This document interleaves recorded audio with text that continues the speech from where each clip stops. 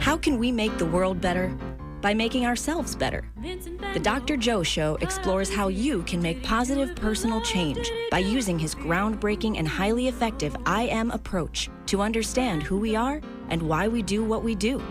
Your small changes can have big effects. Join us now for the Dr. Joe Show with Mark Stiles of Stiles Law and your host, Dr. Joe Schrand.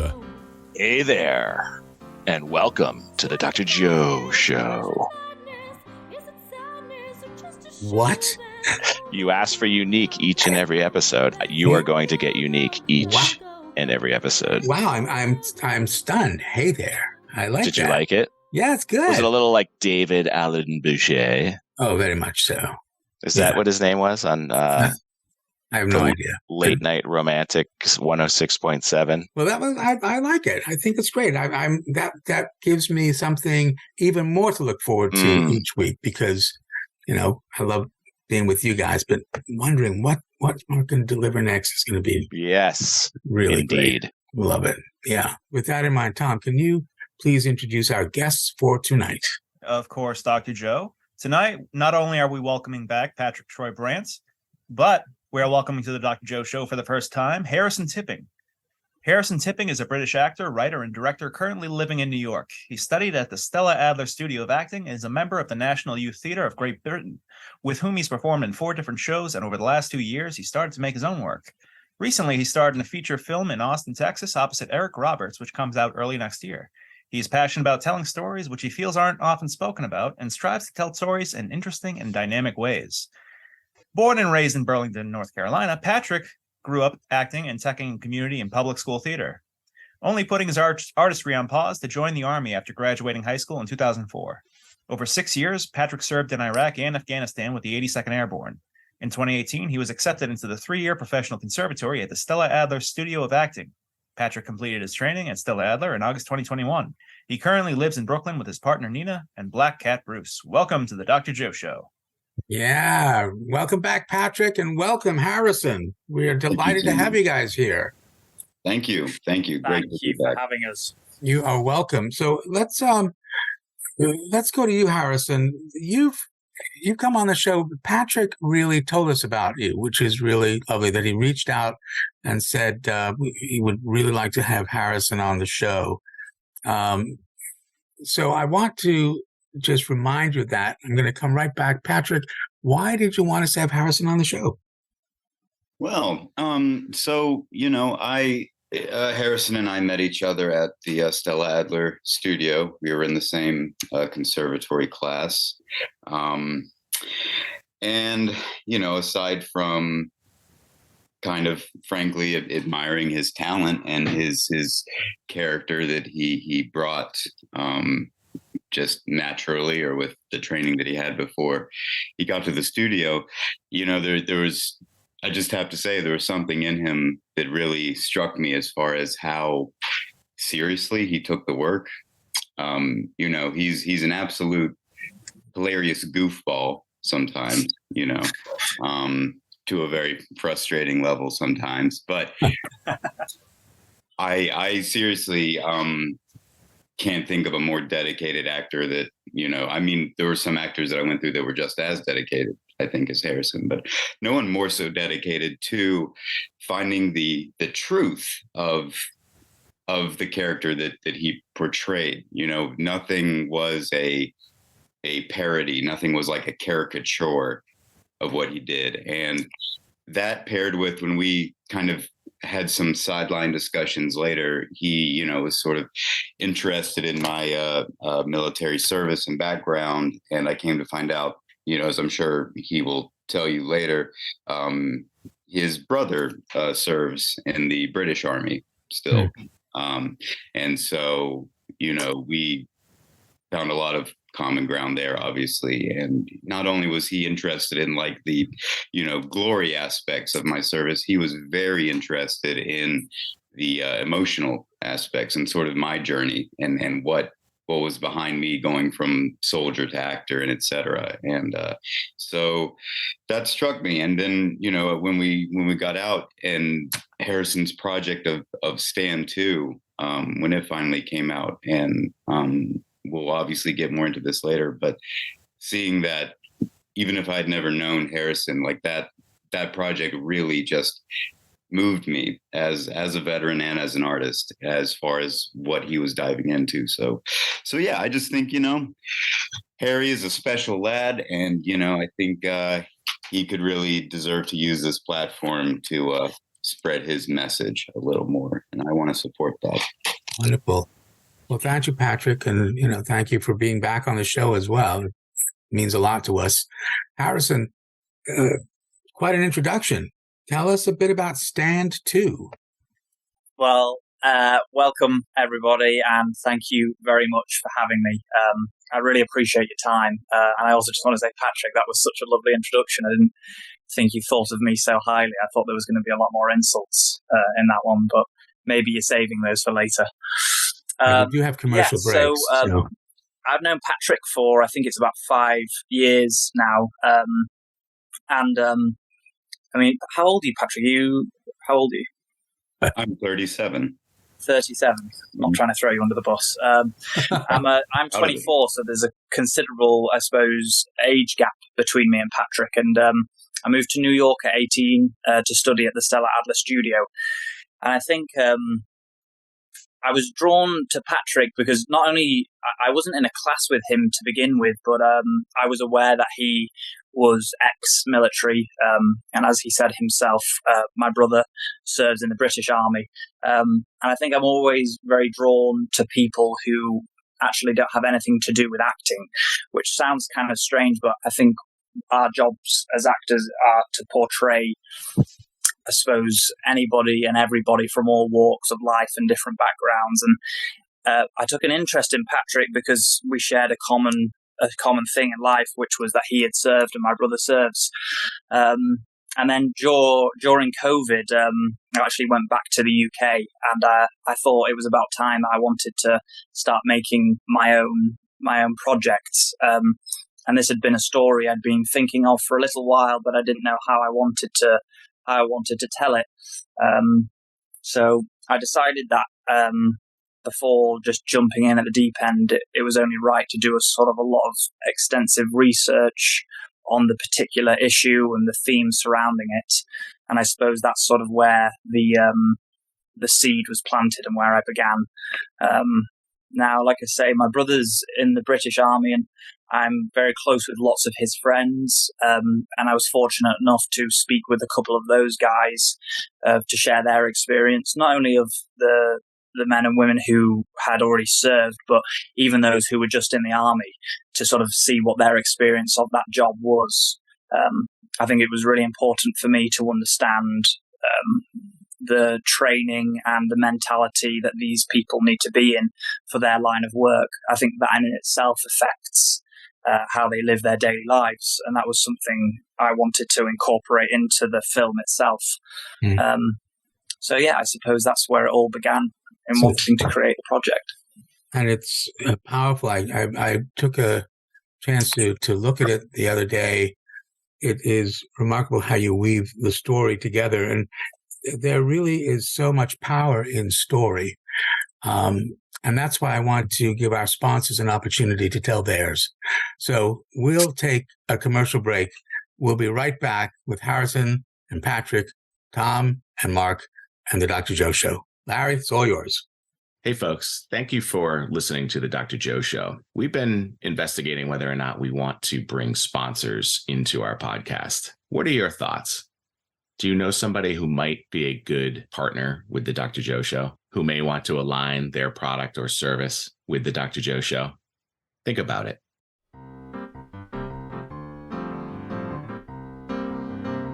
And we're back with Patrick Troy-Brandt, an author, producer, director, creative, Harrison Tipping, talking about a really important conversation. Yeah. So as we begin the conversation, Harrison, what's your understanding of what Stand 2 actually means in the service? So I'm glad that you actually asked me that question, because I had written a film and then it kind of came to the point of I need to think of a title for it. And I spent a long time, I suppose, trying to encapsulate what this story means. And I did a little bit of research of different military terminology, and you can also correct me if I'm wrong here, Patrick. It might be different in the UK, but Stand To was an order given, sort of a call to arms in preparation for battle. Now, just before soldiers were going over the top in World War One, they were told to stand to, which means is to sort of do your final checks of kit and to be sort of really prepared to go into battle. And I think for me, it really related to the essence and the themes of the film, in the sense of the character Simon seems like he's always in this position of stand to. He's always prepared and can't seem to shut off. And that was really important for me to try and encapsulate that in the title, to sort of show the journey that he's on throughout this story and how that affects himself and his partner and the people around him, that he's unable, unfortunately, to switch off from that stance of readiness. That's getting goosebumps as you're describing that. It is a remarkable movie, and you are performing the lead in this, correct, Harrison? Yeah, correct, yes. Yeah. What was that experience like for you to try to capture this in a person? Actually, before we get there, maybe you can just tell our listeners what the story is about a bit, because they don't know. Let's talk about that. What Sure. is So Stand To about? The story surrounds a man called Simon who returns home from active military service. It's sort of kept a little bit general as to where he's been and where he's sort of come from, and that was deliberate. I didn't want to specify this to a certain individual story. I wanted to make it a film that could be accessible to people in the military and also who weren't in the military, just to understand what some of the effects certain soldiers could experience. And it follows his sort of his return home and how trying to fit back into daily routine and normalities can be a huge struggle for certain men and women who have served. Now, obviously, I'm sure Patrick, can perhaps touch on that. And this is it's a very sensitive subject, so I was aware that I didn't want to dramatize anything or add any sort of fluff around the edges. I wanted to keep everything as truthful as possible. Like I say, I had lots of my brother's friends who have served in active service, and I felt I had a duty to tell the story as truthful to the experiences that they had been through as possible. So, yeah. Patrick, you want to comment? I mean, you served several times. What was it like when you come back home? Yeah. Well, yeah, I guess going back to y'all's discussion on the title, Stand To, that's, at least in my service, that was not a term. That might be either an exclusively British or foreign term, or it's been, outdated in our military, certainly. But the fact that it speaks to this old world mentality of, what's also known as facing the powder, the gunpowder of the enemy, like standing and just being a body to be part of this mass, to take, this very, older world where, it was, a battle saw thousands of casualties as the norm on either side, which, we've gotten away from, but that mentality has stayed, So, for example, when I was overseas, and very much a lot of times in a role of more of a law enforcement presence, if you will, occupying presence of law enforcement versus a uniformed soldier versus another uniformed soldier, there was still that old school mentality that was ingrained in us as infantrymen, specifically, to be, the stone cold killer prepared to run your bayonet through the enemy. That was still here while we were dealing with some largely civilian population, which I think, feeds quite into this struggle to adapt with society and to come to reckon with who you were then as a soldier versus now as a civilian.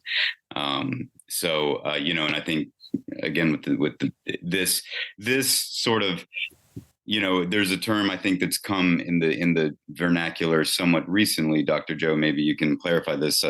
CPTSD or complex post-traumatic stress disorder, which I believe speaks to, as opposed to post-traumatic stress, more of a singular event, a singular life-threatening extreme event that keeps recurring. The complex post-traumatic stress disorder, I believe, is trying to explore more what happens to our psyche over a long period of time within a stressful situation, which speaks more to me in my experience. It's not, I didn't have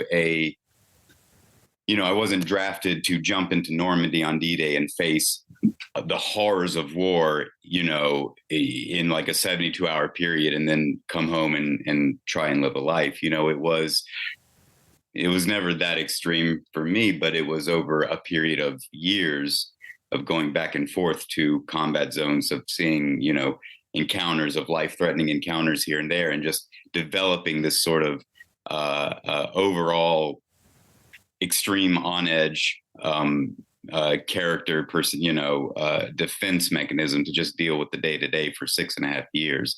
And to let go of that, I think, is a struggle for a lot of modern veterans, more so than, like we said, the giant battles that we saw before, where it was just hell on earth and then it was quiet. And that's what you had to deal with, if that makes sense. Yeah. As opposed to that acute event, that ongoing, continued exposure. We have a similar thing in some ways in children called ACEs, adverse childhood experiences, where kids continue day after day are in these awful situations at home or at school. And it's not about letting it go. It's trying to find a way to come to terms with it. The other thing I just want to point out, the idea that this is a disorder has always irked me, and Harrison might not have heard this before, but I just want to point it out. Complex post-traumatic stress or post-traumatic stress, when you add the word disorder, it basically sends a message that you're not responding correctly to the trauma. So please, folks, let's move away from that. It is ridiculous to think that this is a disorder. It is an absolute brain response to ongoing danger. The fight, flight, freeze response is activated, but is not turned off. And Harrison, coming back to you, that is what I saw in your character, Simon, that you were playing. Did you realize that that's part of what was going on with him? Well, I mean, like you say, it's not a choice. And I think that's one of the hardest things with this issue. And one of the things that I find really heartbreaking is that a lot of these men and women who are doing this extremely tough job, and in a lot of instances are doing it for all the right reasons, come back and they can feel helpless and so alone and not know how to deal with it. And, that's the thing I think that, in sort of trying to understand the effects of this, and Simon as an individual was really important to me. Now, unfortunately, you can't see my beautiful face, but I've got a full head of hair at the moment. And as the character, one of the things I decided to do is I wanted to sort of shave all my hair off and grow out a mustache. And at the end of the film, there's a sort of a shot and it's kind of left a little bit ambiguous. And I actually decided for that last shot ending the film to shave the mustache off. Again, it's only a small detail, but it's this thing of trying to let go and to move on and find the help that these people, need. And as I said, it really is one of the things that still makes me really emotional, is to know, like you say, it's not a choice that they make. It's more of a response to these traumas that they felt, that they can't seem to let them go. And oftentimes I found that it wasn't that veterans don't want help, it's they don't know how to ask for it and how to go about dealing with it. I think that's one of the most sort of heartbreaking things as well about the movie, in my opinion, is I don't think Simon doesn't want help. I think he doesn't know how to ask for it. And that's what makes it so tragic with the woman who he was so in love with and had such a life with before he left. Yeah. His rock, he doesn't even know how to interact with her. Yeah. No, it's a wonderfully told story. The phrase, to let them go. I've worked with a lot of folks with these complex traumas, and it's not that they can't let it go. It's that the trauma is not letting go of them. Mm-hmm. That they are tormented, and every day, sometimes every moment of that day, are at risk of remembering. And that's the part that is so powerful, that they are at risk of remembering. And when they remember, all these traumatic memories come through. You have that well storied in the show, but I have to remember some things as well and not let go of my sponsors. So with that in mind, I'm not going to let them go. But Larry, can we bring them in? Let's hear from our sponsors, and we'll be right back with Harrison and Patrick and the Dr. Joe Show. Hey, folks, welcome back. So any thoughts? Do you listen to other podcasts? Do you see how they do the sponsors? Is there a way that they're utilizing sponsors that you enjoy or you don't enjoy? I listen to Smartless, and I really enjoy how the co-hosts share the voiceover for the product or service. It's really funny for the most part, but it's unique. It's them really endorsing. Does that work? What do you think? And we're back with the Dr. Joe Show, talking with Patrick Troy-Brandt and Harrison Tipping about post-traumatic stress condition and complex post-traumatic stress condition. And we're talking about a movie that Harrison made. And before we left, we were talking about how these folks don't know how to ask for help. Is it a matter, and I guess this is kind of a question for Dr. Joe as well, is it a matter of they don't know how to ask, or they don't think they're allowed to ask? Or they will be judged if they do Right. ask as not a good soldier. Right. You should be stronger. The show right before us, Veterans Voice with Greg Rosso and his team, addressed this component, the unbelievable rate of completed suicides in our veterans. It truly is criminal that there is not the support. But in Stand 2, Harrison, I mean, you portray this fellow. What is your inner world there? Does he want help? Does he know how to get help? How did you, as an actor, take all the stuff that you'd learned from your interviews and from Patrick? How did you incorporate that? Who's Simon?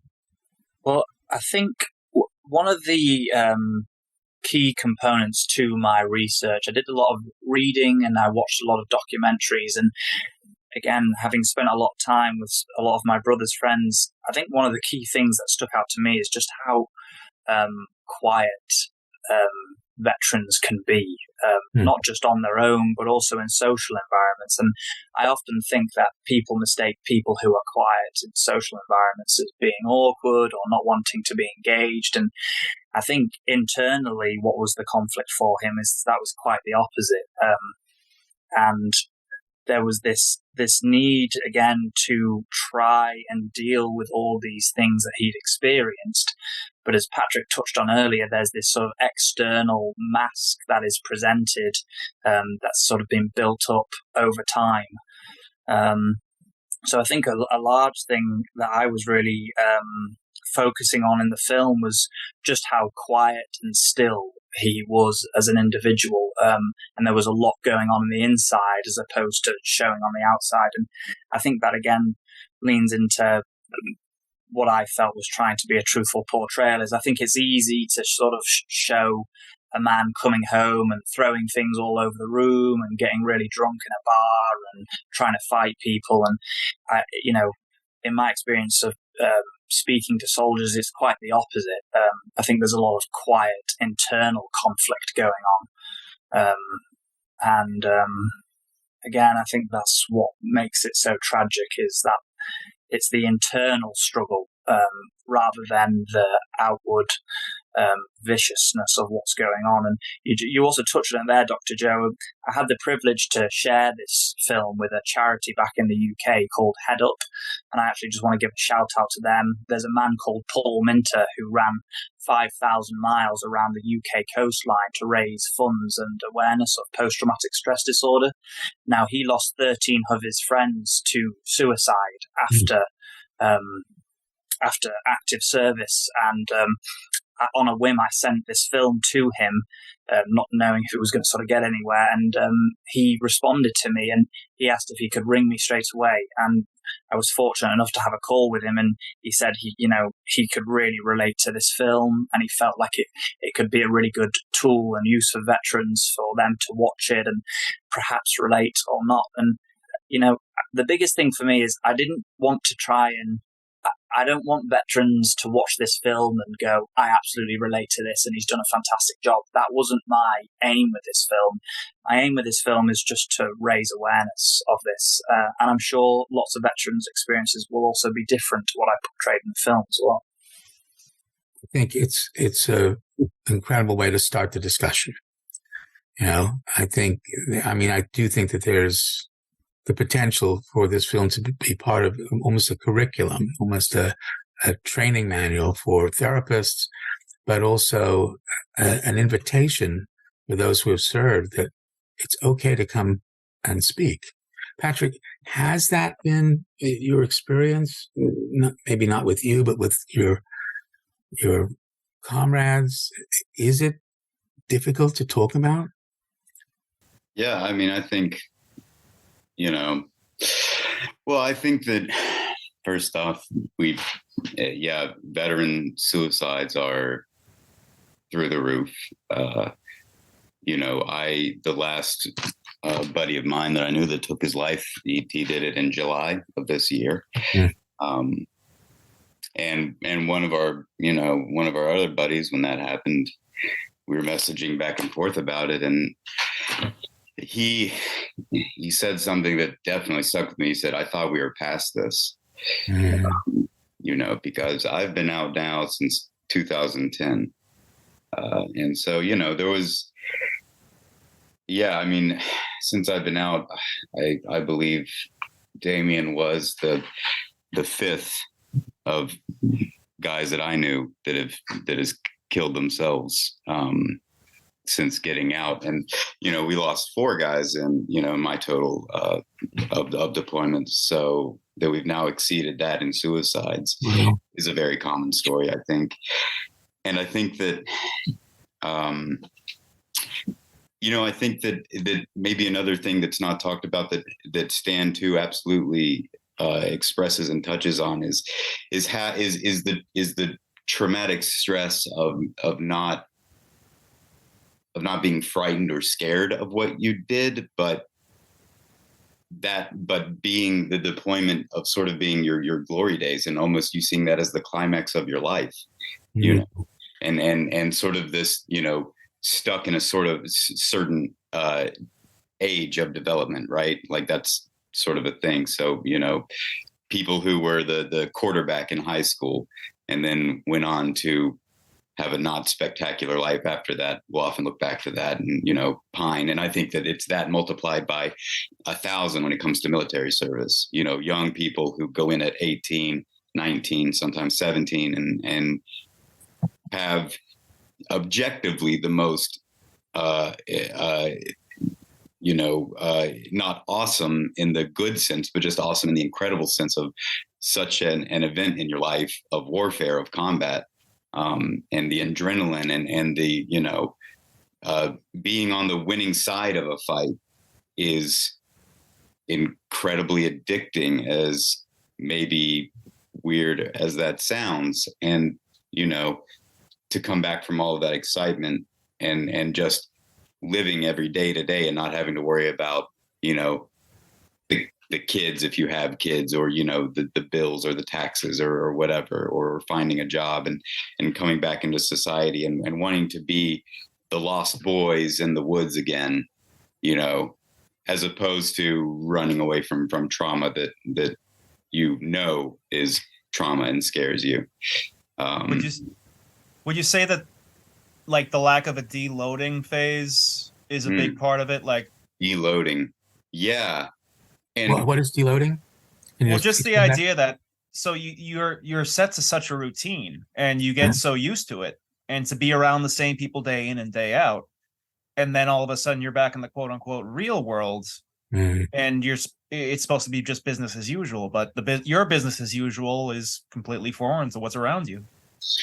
Yeah, and the level how other people take you, because you think, oh, I just been through all this stuff. I was a sergeant in the Army, like I coordinated ambushes, and then you get in the civilian world and they're like, okay, well, this is how you run our cash register, and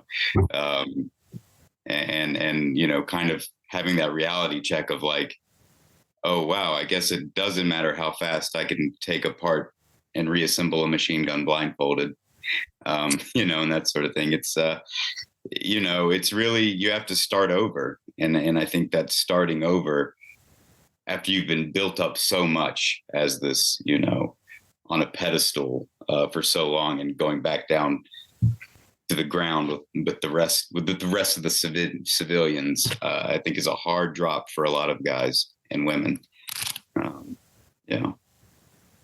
So Harrison, was that also part of Simon's life as he comes back to his old home? I mean, there's loads of things that were touched on there. And I mean, most definitely the thing about structure and routine, again, was a huge part of the film that I wanted to incorporate. And I mean, as an actor, you're trying to inhabit the character and who they are and how they live, as well as understand the story. And what I'm trying to say about that is there were little details that I tried to make in the film to show the juxtaposition of the transitioning back into normal life versus what Thomas said about that sort of structure and routine.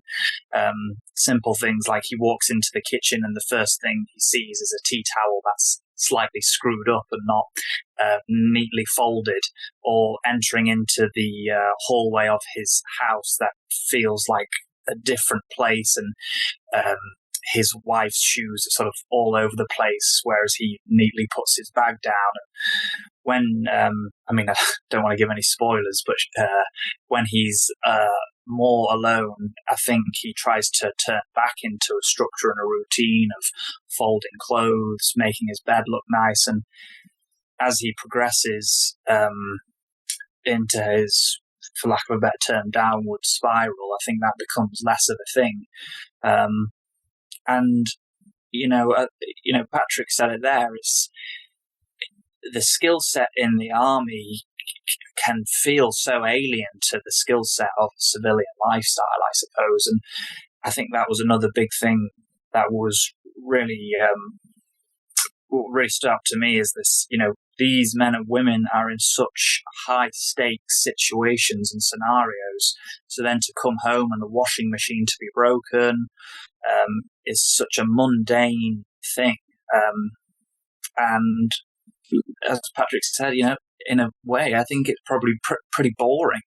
And I think that can probably, if you've never been in the army or you're not related to it, that can probably sound pretty strange to think that there's such an adrenaline kick and excitement in doing the job, but then coming home, which is meant to be a safe, nice environment, just sometimes doesn't feel like that. Yeah. Patrick, want to add something? Yeah, this sort of had me thinking, another thing, I think, aspect of this that's often overlooked is the people that are back home while the soldier is away and what they go through mentally and emotionally. And very much, unsung heroes. The support system, the family that the soldier has, and the different expectations. The soldier has these expectations when they're coming home of what life is going to be like and how they're going to be received. They're going to come back as a hero, and they're going to kick back on the lazy boy. I'm obviously generalizing here, but they're going to be able to rest a little and sort of reset. And maybe that partner that they had back home is looking forward to their other half coming back and like finally I can have some help around this house, with our family, with the kids at school and sports and et cetera, and figuring out our bills. And so having these different expectations, because both parties have had such an incredible weight, and yes, the soldier has had incredible weight, obviously, but the home front has also bore this incredible weight, and I think can, incur some traumatic stress, more often than not because of that maybe is even harder to be open about, because you have shame about doing that when you weren't even the one that went and fought, Mm. Yeah. I mean, the anxiety of not knowing that weight. Am I going to get that phone call? Is something going to happen? And it is that anxiety of waiting that sometimes our sponsors feel, but they know that their time will come. And this is one of them. Larry, let's take a commercial break. We'll be right back with the Dr. Joe Show. Hey, welcome back. And again, we're super grateful for you listening to the Dr. Joe Show. If you have anyone that you think might be a good sponsor, shoot us an email at drjoepodcast@gmail.com.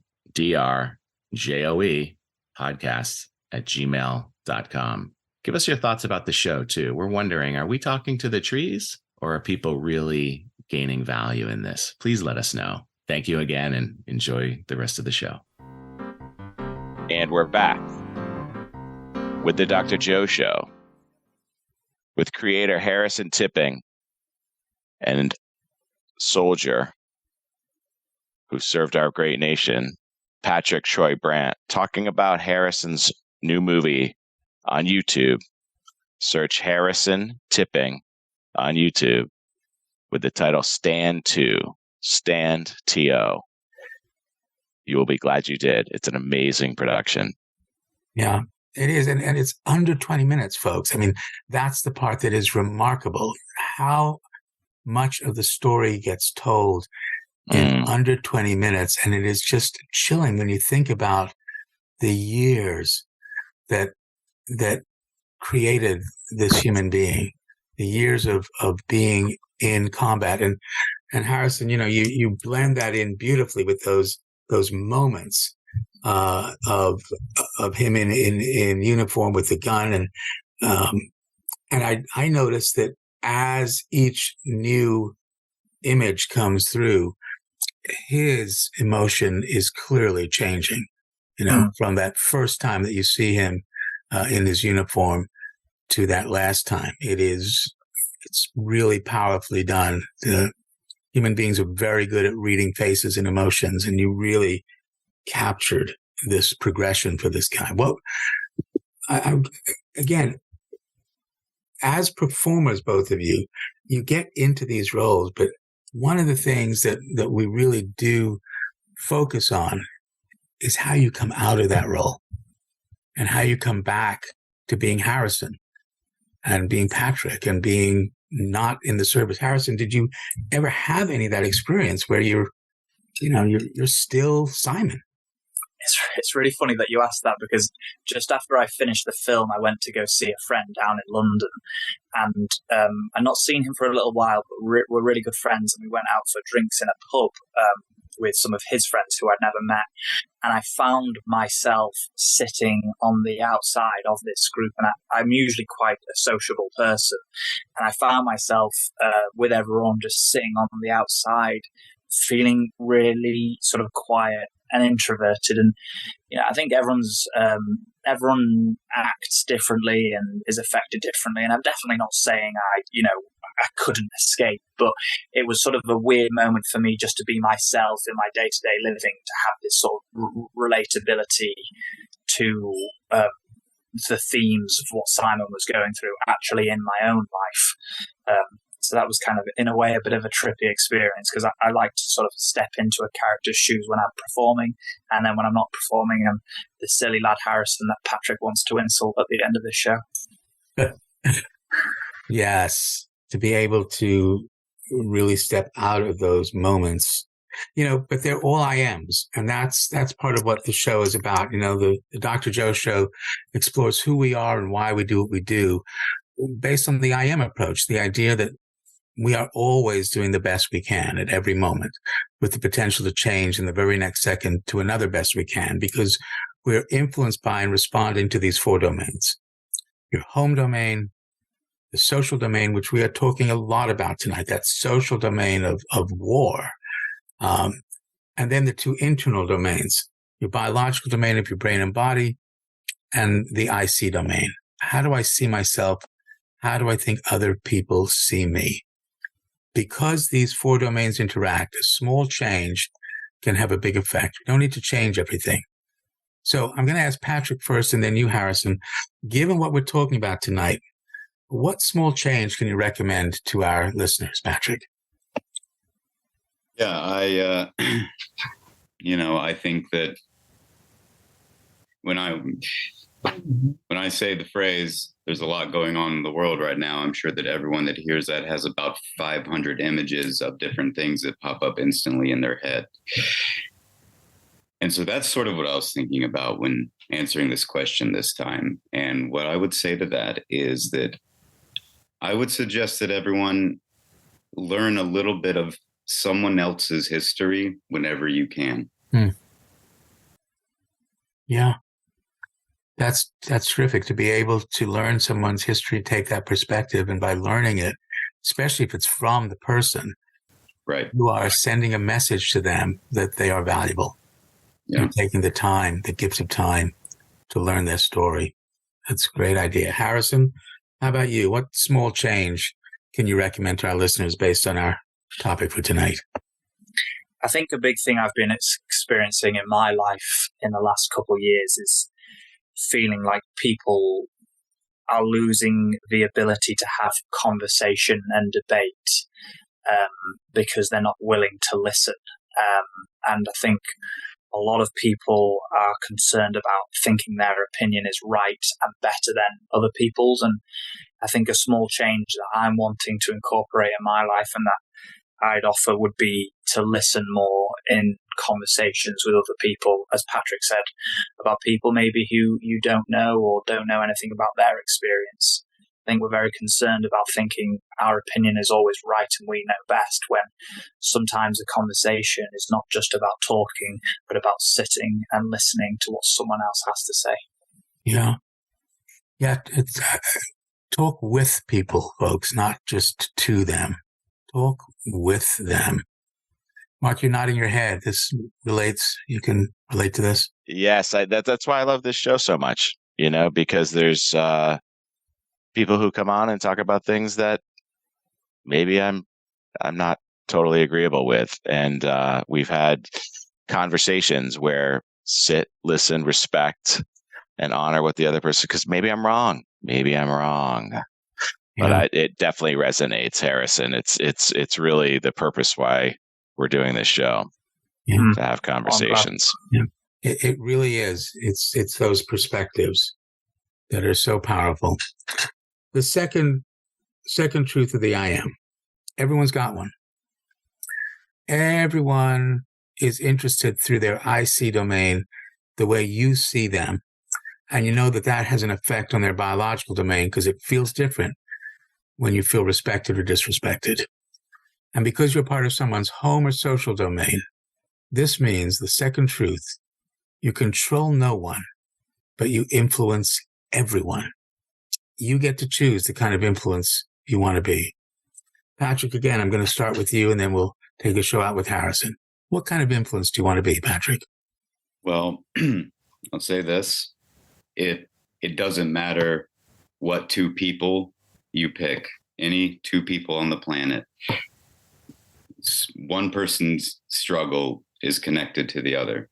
And one person's struggle, wherever they are, is connected to you somehow, some way. So my influence I would want would be for me to influence for people to stand up for one another. Yeah. Yep. That'd be a great influence. You really do. You control no one. You influence everyone. Imagine if other people started doing that as well. And that was the world that we created. Harrison, same question for you. You control no one. You influence everyone. You get to choose the kind of influence you want to be. Harrison Tipping, creator. What kind of influence do you want to be? I think it's really special to be able to have a random moment with a stranger who you have nothing to do with, and to sort of impact and influence their day in a positive way. And I like to encourage people to help others, even if it isn't to the benefit of yourself. Because my dad once told me this, and it's probably a famous quote, but it's not what you say, it's not what you do, but it's how you make people feel. And I think we can be very surprised on the effect that we can have on people in such a small, random, kind gesture. So that's what I like to incorporate into my life, to influence others just in a small, random way, even if I don't know them and it's not for my own gain. And that really is what the I am is trying to do. The I am is saying at every and any moment in time, you can remind someone of their value. And every time you remind someone of their value, you increase your own value. We don't need to judge each other. It is much more interesting to wonder than to worry, and much more rewarding to be reflective than reflexive. So, Harrison, when people see your film, what are you hoping the effect will be? What small change, what influence do you want to have on people as they see Simon? I want people who have nothing to do with the military in any relation to be able to watch this film and perhaps have a better understanding of an issue that they weren't aware to, and to have a little bit more understanding of it, and also just the military in general. I think the military can have a lot of negative press around it, and I think if people watch this film and see that thing of everyone is just trying to do their best, and I think Simon's situation is very unique to him. And as far as veterans are concerned, I want them to be able to watch the film and there just to be a small moment of perhaps I can relate to this on a certain level. And if it does influence them to be able to start a discussion on their own trauma, I think that would be a really beautiful thing. To remind you all, you are not alone. Definitely. And there is help out there. Please find it. It's there for you. Patrick and Harrison, thanks so much for coming on. Folks, you can see Stand 2, YouTube, Harrison Tipping. Check it out. Good night, all. Good night, Larry. Dragged from the vial, did he do it for love, or was he just being wild?